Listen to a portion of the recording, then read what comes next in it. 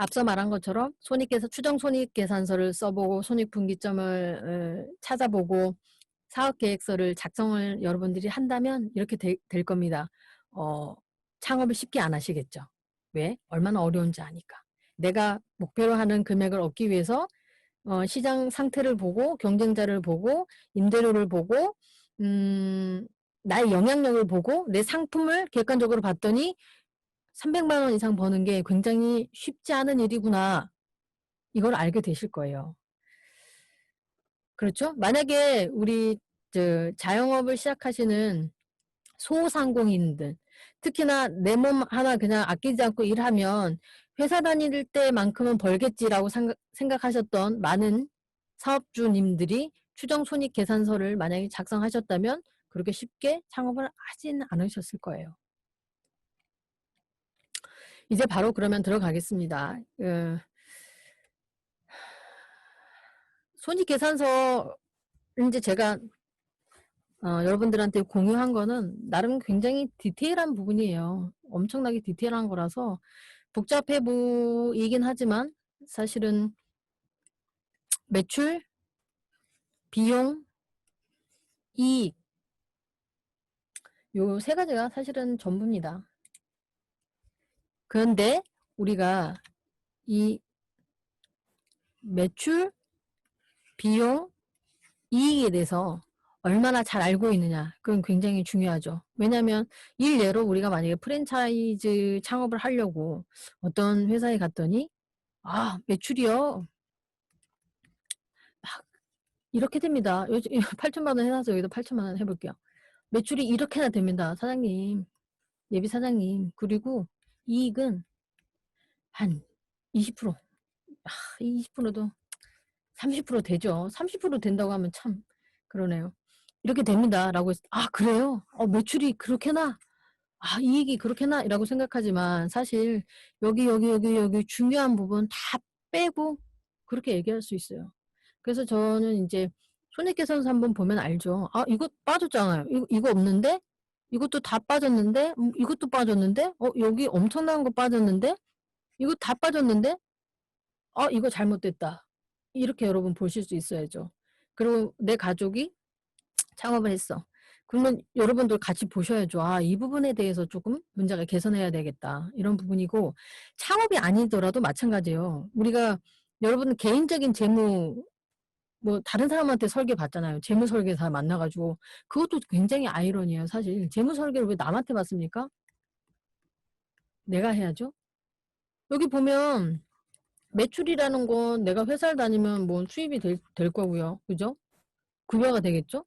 그리고 비용이라는 게 우리가 뭐 월세를 내면 월세가 있을 거고 TV를 보든지 이렇게 나가는 지출 이 비용 안에서도 여러 가지가 있고 그리고 여기 이익이 우리가 저축할 수 있는 금액이 되는 거잖아요. 그렇기 때문에 이 손익계산서라는 게 굳이 창업한 사장님들의 사업 안에서만 있는 건 절대 아니에요. 우리가 어렸을 때 용돈 기입장을 쓰게 하는 것도 다 여기 기인한 거라고 생각을 합니다. 손익계산서를 꼼꼼하게 빠짐없이 내가 지금 종이가 아무것도 없어도 딱 그 A4 용지 하나 놓고 탁탁탁탁 적어보고 우리가 다른 경쟁자를 보러 이제 필드로 갔을 때 실제 짝짝짝짝 적어내릴 수 있는 게 바로 이런 부분들이에요. 다행히도 요 5가지 개념에 대해서 여러분들이 다른 사람에게 설명할 수 있을 정도만 된다라고 하면 사실 제가 나눠드렸던 그 엑셀로 만든 그 툴이 아니어도 다 적으실 수 있을 거예요. 매출 원가 계산 안 하시고 장사하시는 분들도 있죠. 그래서 손해가 안 나면 다행인데 손해가 나면 막급이에요. 게다가 팔면 손해나는 상품도 판매하고 계시고 어떤 상품이 효자 상품인지 모르고 그렇게 창업을 하실 수도 있죠. 매출 원가에는 저는 굉장히 스트릭하게 넣습니다. 뭐 카드 수수료가 될 수도 있고요. 이거는 무조건 내야 하는 거잖아요. 그죠? 그리고 뭐 재료비 당연히 들어가죠. 이 매출 원가를 여러분들이 표를 만들어서 아주 꼼꼼하게 세세하게 총량이 있을 거고요. 가격이 있을 거고요. 계절별로 변하는지, 언제나 수급이 가능한지, 어떤 상태에 있을 때 원가가 올라가는지, 예를 들면 뭐 해외에서 오는 뭐 그런 냉동된 것들도 있고요. 그래서 쭉 수급이 일정한 게 있고 아닌 것들이 있고 그렇잖아요. 그래서 저는 사실은 상품 만들 때 이거 굉장히 고려하는 것도 중요하다고 말씀 많이 드리거든요. 왜냐면 지금은 괜찮은데 나중에는 안 괜찮은 사업은 지속 가능하지가 않아요. 근데 사업이라는 건 지속 가능해야 하잖아요. 우리가 지금 잠깐 바짝 장사를 할 거면 그래도 되죠. 근데 그게 아니고 이 사업이 스스로 잘 굴러갈 수 있게 만드시는 게 목적이라면 이 매출 원가 관리가 굉장히 중요합니다. 그리고 매출 원가 뭐가 들어가지? 이게 아니라 정확하게 재고까지 다 관리를 할 수 있으면 가장 좋죠. 그리고 고정 비용이에요. 고정 비용은 뭐예요? 말 그대로 고정된 비용이죠. 그래서 내가 월세 계약을 했으면 월세. 그리고 내가 내야 하는 여러 가지 계약된 것들. 그건 고정 비용이죠. 내가 창업을 해서 잘 되지 않더라도 내기로 약속한 그 고정 비용들. 그리고 변동 비용은 올라갔다 내려갔다 하는 그 비용을 말씀드리는 거고요. 그리고 부가가치세 있습니다. 뭐 어떤 어떤 분들은 세금에 대한 그 개념이 없을 수도 있어요. 왜냐면 우리가 회사를 다니면 다 알아서 먼저 떼서 회사에서 내주고 그냥 통장에 들어오는 급여만 관리하기 때문에 어 부가가치세뿐만 아니라 여러 세금에 사실 우리가 관심이 없잖아요. 근데 창업을 하게 되는 즉시 가장 그 개념 정리가 필요한 게 세금이잖아요. 부가가치세부터 시작해서 소득세부터 시작해서 4대 보험부터 시작해 가지고 원천 징수부터 해 가지고 굉장히 중요한데 이 부가가치세 개념을 정확하게 알고 계셔야 되고 어떨 때 환급을 받고 어떨 때 환급을 받지 않고 나는 부가가치세에서 어떤 적용을 받는 사업인지 이런 것까지요. 부가가치세는 여러분들이 하고 계신 사업하고 정확하게 밀접하게 파악을 해 놓으셔야 됩니다. 그래서 어쨌든 우리가 가격이라는 게 있으면 그 안에서 부가가치세를 우리가 먼저 손님한테 받아서 내가 내는 거다. 요 개념을 꼭 알고 계셔야 되고 소득세가 굉장히 또 많이 나오죠. 법인, 개인. 여러분들은 어떤 형태로 창업을 하실지 모르겠어요. 저 같은 경우에는 요즘에는 거의 법인으로 창업을 하라고 많이 추천을 드리고 있습니다. 뭐 소득세적인 부분에서도 그렇지만 다양한 부분에서 사실은 저는 혜택이라고 생각해요. 돈을 막 개인적으로 유용하지는 못한다는 단점은 있지만 사실은 법인으로 창업하시게 되면 여러모로 더 안전한 것 같아요. 그래서 저는 법인으로 대부분 창업을 하라고 말씀을 드리는데 이 부분도 여러분들 선택할 부분이지만 내가 법인이냐 개인이냐 혹은 내 매출이 어느 정도 예상이 되느냐 혹은 내가 오프라인에서 가게를 얻었는데 그 가게가 기존에는 어떤 형태였느냐 이런 걸 다 종합해서 소득세까지 개념을 정리하셔야 돼요.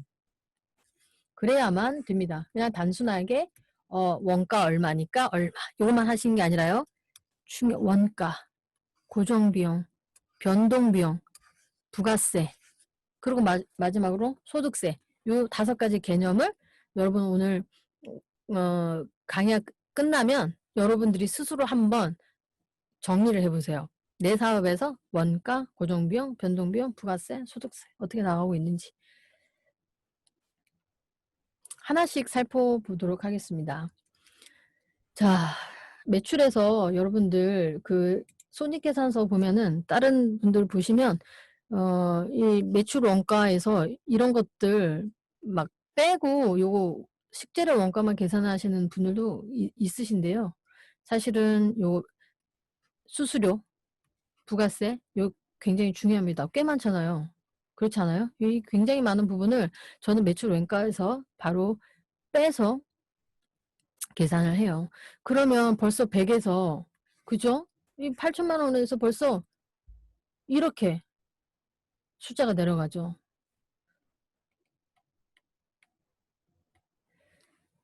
같이 소통을 하면 좋을 것 같기도 한데.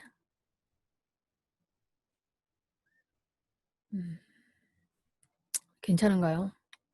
자, 그러면 이번에는 인건비입니다.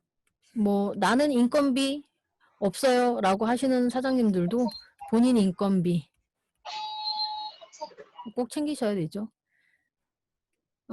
사실은 인건비 관리가 굉장히 어렵죠. 조금 규모가 커지면 여러분들이 직접 하시기 힘들 정도로 굉장히 어렵고 복잡한 부분이고 책임이 많은 부분인데요.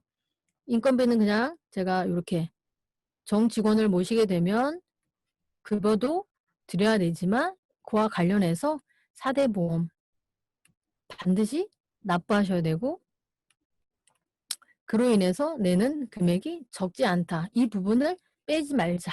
이렇게 말씀을 드립니다. 그래서 제가 이건 실질적으로 제가 예상한 추정 손익계산서지만 아주 지극히 현실적인 손익계산서입니다. 여러분. 지극히요. 그래서 인건비의 합계가 이 정도 나왔어요. 26%. 잘하고 있는 건지 모르겠네요. 숫자상으로는. 자, 이번에는 고정비입니다. 우리가 이 사업 하면 안 됐어 라고 하는 게 바로 여기서 나올 수도 있어요. 그걸 뭐 사업 타당성이라고 하죠. 이거를 해도 되냐 말아야 되냐 라고 할 때 가장 우리가 이제 중요하게 보는 게 임대료입니다. 임대료가 사실은 우리가 현실적으로 올릴 수 있는 매출의 몇 프로 정도이느냐가 굉장히 중요하게 되죠. 지금 이 손익계산서 상에서는 이 정도로 나오고 있지만 만약에 매출이 이렇게 크지 않은 곳이라고 하면 350만 원이라는 이 임대료가 어떤 손익계산서에서는 10%가 될 수도 있겠죠. 때문에 여러분들이 만약에 오프라인에서 창업하시려고 한다고 하면 임대료가 적정한가 이걸 굉장히 중요하게 보셔야 되겠습니다. 임대료를 제외하고도 굉장히 많은 부분이 지출이 되겠죠. 뭐 이런 부분이죠.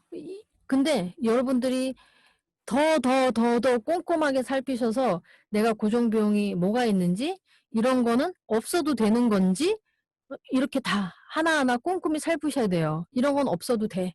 하지만 정말 필요한 게 뭐지? 해서 고정비 정말 날씬하게 만드는 게 중요합니다. 이 정도 됐네요.